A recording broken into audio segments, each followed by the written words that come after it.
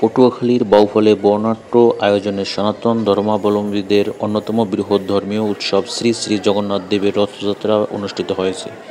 শুক্রবার বিকেলে বিভিন্ন মন্দির থেকে রথযাত্রা বের হয়ে বিভিন্ন মন্দিরে আলোচনা সভা অনুষ্ঠিত হয়। আজ বিকেল 5:30টার দিকে পৌর শহরের মদনমোহর আখড়া বাড়ি থেকে আরও একটি র্যালি বের হয়। র্যালিটি পৌর শহরের বিভিন্ন সড়ক প্রদক্ষিণ করে বাউফল দাসপাড়া লোকনাথ মন্দিরে গিয়ে শেষ হয়। র্যালিতে অংশগ্রহণ করেন উপজেলা সহকারী কমিশনার প্রতীক কুমার কুণ্ডু, বাংলাদেশ পূজা উদযাপন পরিষদের সভাপতি সঞ্জিত কুমার সাহা।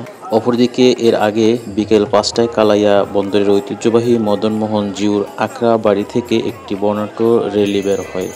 র্যালিটি বন্দরের প্রধান প্রধান সড়ক প্রদক্ষিণ করে জগন্নাথ, বলরাম ও সুভদ্রা দেবীর মাসিবাড়ি ঘোষিত গুন্ডিচা মন্দির অর্থাৎ কালাইয়া লক্ষ্মী নারায়ণ মন্দিরে গিয়ে শেষ হয়।